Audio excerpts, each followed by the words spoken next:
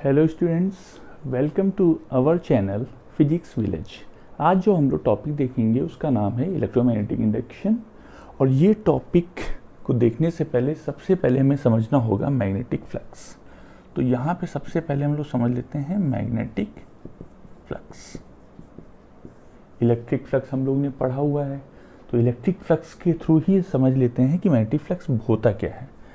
अगर किसी कॉइल से, कॉइल मीन्स कंडक्टर्स, अगर किसी कंडक्टर से नंबर ऑफ एमएफएल पास कर रही हैं तो हम लोग बोलेंगे इसका जो प्रोडक्ट होगा किसका, एमएफएल का और एरिया का, वो हमें देगा मैग्नेटिक फ्लक्स फाई बी। अब यहाँ पे ज़रूरी है कि हमेशा जो एमएफएल हैं वो इस एरिया का एक वेक्टर भी होगा। वेक्टर किधर होता है, परपेंडिकुलर। मैंने आपको बताया था अम्ब्रेला का हैंडल ले लीजिए, अम्ब्रेला का हैंडल जो बताएगा वो मुझे क्या बताएगा, एरिया का वेक्टर। ये अगर अम्ब्रेला है तो इसका हैंडल ये है, तो ये हमें एरिया वेक्टर, जिधर भी एरिया लेंगे उसका हैंडल आपको क्या बताएगा, वेक्टर, क्वांटिटी, एरिया वेक्टर। तो यहाँ पर आपका एमएफएल ऐसे लिया हुआ, जरूरी थोड़ी नहीं है कि एमएफएल आपकी इस कॉइल के परपेंडिकुलर ही हो। कॉइल हमारी कुछ ऐसी हो सकती है और जो इसका वेक्टर होगा वो कुछ ऐसा होगा, परपेंडिकुलर होगा, लेकिन एमएफएल जो हमारी जा रही है वो कुछ ऐसे जा रही है, राइट। तो यहाँ पे एंगल अगर हमारी थीटा बना रही है कौन, बी, तो इस जगह में हमारे पास में अकॉर्डिंग टू डेफिनेशन क्या हो जाएगा, magnetic flux phi B equal to, इसका कंपोनेंट ले लेंगे, इसके डायरेक्शन में कितना आ जाएगा, बी कॉस ऑफ थीटा, इसके डायरेक्शन में बी साइन ऑफ थीटा। तो हमें कौन सी वैल्यू लेनी होगी, जो बी का एरिया के डायरेक्शन में होगा, तो वो वैल्यू कितनी होगी, बी कॉस ऑफ थीटा, और एरिया से मल्टीप्लाई कर देंगे। तो इसको ओपन करेंगे तो B A cos of theta. यहाँ ध्यान देने वाली बात ये है कि ये जो एरिया है, ये वाला एरिया, और ये जो फाई बी है, यहाँ पर किस पे डिपेंडेंसी फाई बी की किस पे डिपेंडेंसी हो रही है। तो सबसे पहले देख लिया एरिया अगर कम है तो यहाँ से एमएफएल पास कितनी होगी, कम होगी। एरिया बड़ा कर दो, एमएफएल नंबर ऑफ एमएफएल ज़्यादा हो जाएंगी। सेम चीज़ फिर देख रहे हैं बी, नंबर ऑफ एमएफएल कम कर दी तो हमारे पास फ्लक्स कम हो गया। तीसरी चीज़ एक और भी है, थीटा, एंगल किसके इसके बीच में है, पी वेक्टर और ए वेक्टर के बीच में। इसके एंगल को अगर वेरी कराएंगे तो ये भी क्या करेगा, फाई बी पे अपना असर दिखाएगा। इट मीन्स क्या करेगा, ये अपने मैग्नीट्यूड को चेंज करेगा according to B, according to A, according to theta. तो हमारे पास में ये क्वांटिटी जिस पे फाई बी डिपेंड कर रहा है वो है B A, angle between B and A. तो हम लोगों ने पढ़ा हुआ वेक्टर में, प्रोडक्ट ऑफ वेक्टर्स में, जब दो वेक्टर के बीच में कोसाइन के साथ में उसका एंगल होता है तो उसको क्या बोलते हैं, डॉट प्रोडक्ट या स्केलर प्रोडक्ट। तो ये क्वांटिटी हमारे पास में निकल करके आ जाती है phi B equal to B dot A. जहाँ पे डॉट प्रोडक्ट होगा तो वो क्वांटिटी कैसी क्वांटिटी बन जाएगी, scalar quantity. It means phi B कैसी क्वांटिटी है, स्केलर क्वांटिटी। याद रखिएगा डॉट प्रोडक्ट आपका जितना भी ये +2 होगा, +2 डॉट और क्रॉस प्रोडक्ट में ही होगा। और ज़्यादातर क्वेश्चन जितने भी आपके फॉर्मूले बनेंगे वो ज़्यादातर क्रॉस में ही आते हैं, यानी वेक्टर क्वांटिटीज़ में आएंगे। तो यहाँ हम लोग देख रहे हैं ये क्वांटिटी कैसी बनने वाली है, डॉट प्रोडक्ट स्केलर क्वांटिटी। इसकी जो यूनिट होगी वो यूनिट देखेंगे, बी की यूनिट होती है कितनी, टेस्ला, एक यूनिट मीटर स्क्वायर। तो एक तो हो जाएगी tesla metre square SI unit, दूसरी हमारी एक और भी यूनिट इसकी होती है, उसको बोलते हैं वेबर, जिसको हम लोग लिखते हैं WB से, राइट। तो यहाँ से अगर देखेंगे तो B की एक यूनिट और भी निकल करके आ रही है, फाई ओवर ए, ये हमारी B की यूनिट, और फाई की यूनिट क्या होगी यहाँ से, वेबर, और एरिया की unit metre square. It means B की यूनिट एक नई निकल करके आ गई अदर देन टेस्ला, कितनी, वेबर पर मीटर स्क्वायर। चलिए ये तो कुछ रहा हमारे जो फंडामेंटल इसका था, that is a magnetic flux, इसके बारे में। अब हम लोग चर्चा कर लेते हैं फैराडेज लॉ। तो फैराडे साहब क्या कहते थे, फैराडे साहब कहते थे एक हमने कॉइल लिया एक्सपेरिमेंटल वैल्यू, मीन्स एक्सपेरिमेंट जो सेटअप उन्होंने लगाया था, एक कॉइल लिया और एक मैग्नेट लिया। यहाँ पे मैं आपसे बोलूँगा एक हम लोगों ने कंडक्टर लिया और दूसरा सोर्स ऑफ MFL लिया। इन दोनों के बीच में रिलेटिव मोशन अगर है, रिलेटिव मोशन का मतलब एक अगर एक स्पीड से जा रहा है, एक अगर इसको हम कॉइल ले लेते हैं, इसको हम मैग्नेट ले लेते हैं, यानी सोर्स ऑफ MFL ये रहा मैग्नेट, नॉर्थ पोल से लाइंस क्या हो रही हैं, इमर्ज आउट, ये बाहर निकलेंगी और इन दोनों के बीच में रिलेटिव मोशन, ये अगर जा रहा है 2 मीटर पर सेकेंड से, ये भी जा रहा है 2 मीटर पर सेकेंड से, रिलेटिव वेलोसिटी 0। तो कोई रिलेटिव वेलोसिटी यहाँ पर नहीं होने वाली है। जब रिलेटिव वेलोसिटी नहीं होने वाली है तो इन दोनों के बीच में हमारे पास में एक क्वांटिटी है जिसका नाम होगा इंड्यूस्ड EMF, वो नहीं मिलने वाली। कब मिलेगी, जिस समय इन दोनों के बीच में क्या होगा, रिलेटिव वेलोसिटी। तो रिलेटिव वेलोसिटी कैसे करेंगे सर, ये 2 मीटर पर सेकंड की स्पीड से जा रही है कॉइल हमारी और ये 1 मीटर पर सेकंड की स्पीड से, सर ये 2 से जा रहा है और ये 3 से जा रहा है, दोनों में डिफरेंस फर्क जरूर होना चाहिए, तब आपको रिलेटिव वेलोसिटी मिलेगी।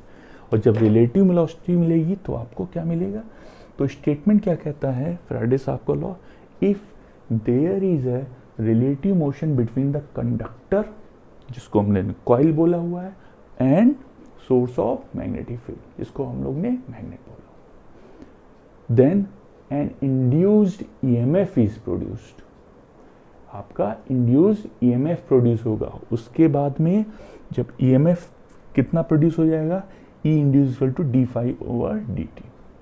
अगर हम लोग इसकी एवरेज वैल्यू की बात करें तो चेंज इन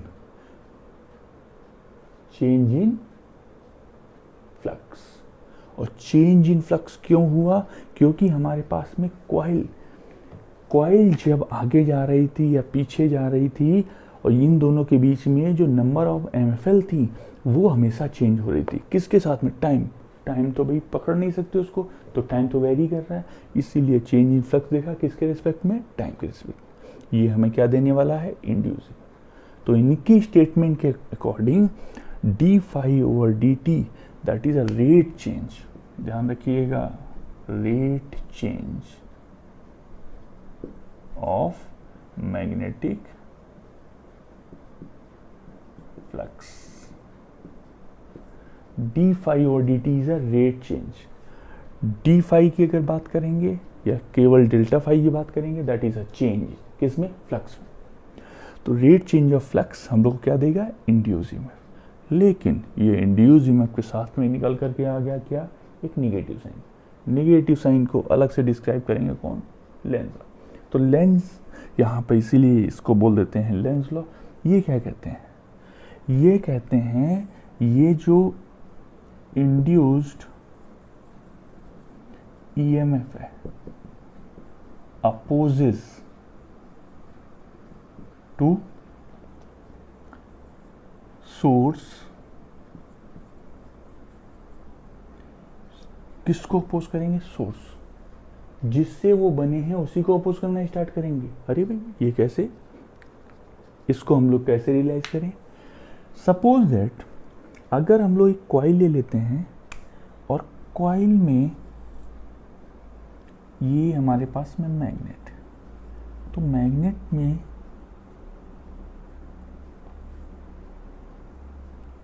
ये कुछ MFL,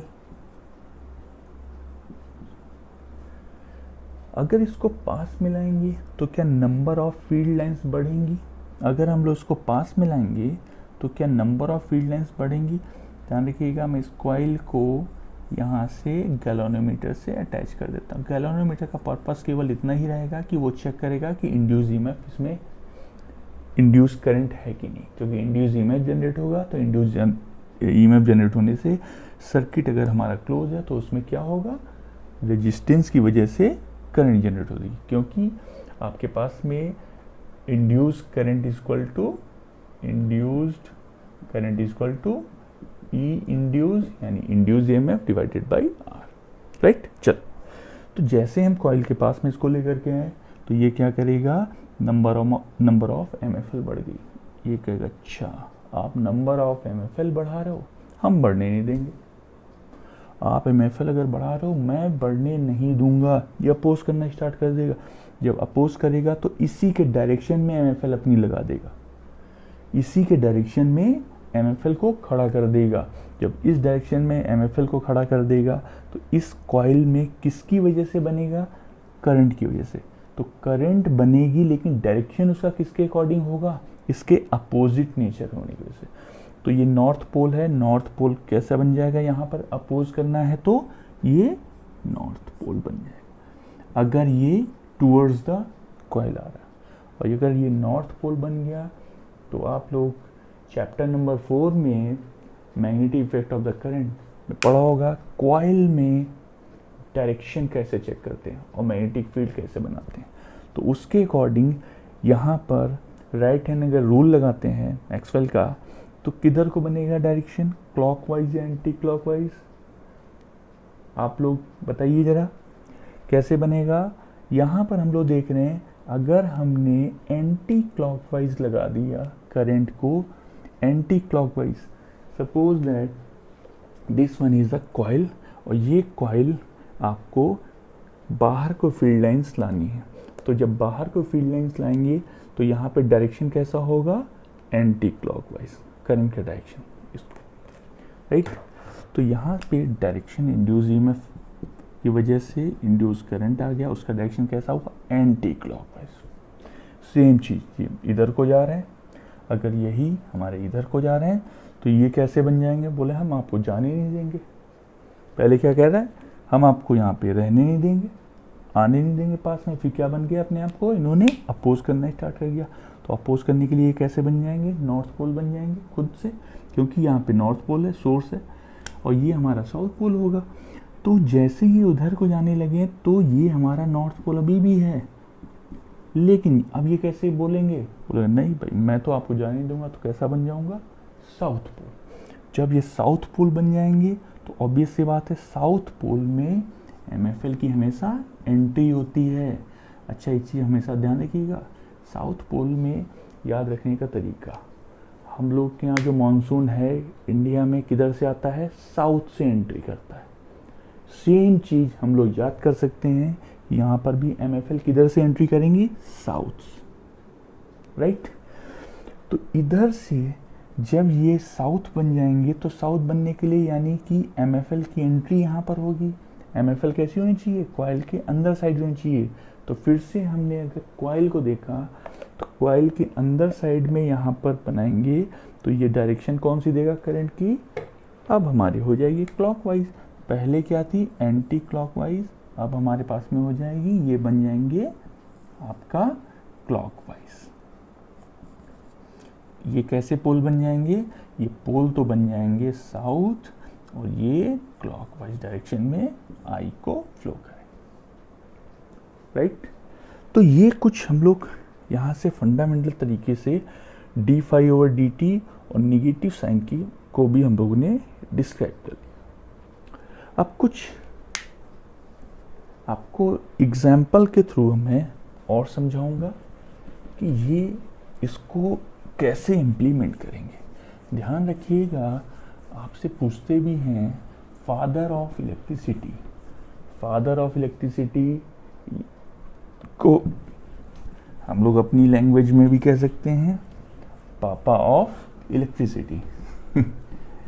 तो फादर ऑफ इलेक्ट्रिसिटी को हम लोग याद रखेंगे हमेशा, कौन है, फैराडे साहब, राइट। चलिए अब यहाँ से कुछ क्वेश्चन कैसे आते हैं। आपके पास में फील्ड बनी होगी,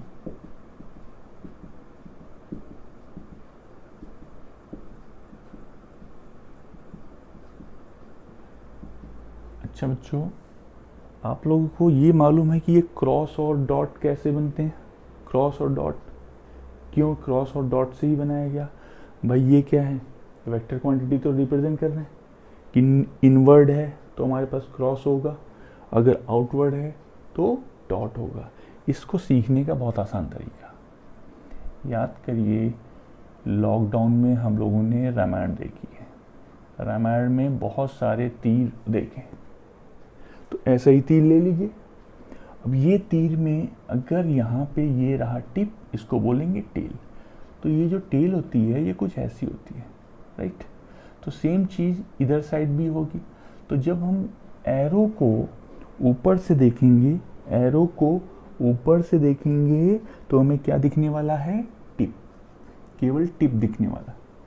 और जिस समय ये एरो हमारा नीचे हो जाएगा और एरो को हम पीछे से देखेंगे तो हमें कैसा दिखेगा, यहाँ पर क्रॉस। इसीलिए डायरेक्शन डॉट और क्रॉस ऐसे समझ सकते हैं, राइट, बहुत इजी वे में। चले, तो ये एक हमारे पास में फील्ड है और इस फील्ड में एक कॉइल बना रखी है। अब ये कॉइल कुछ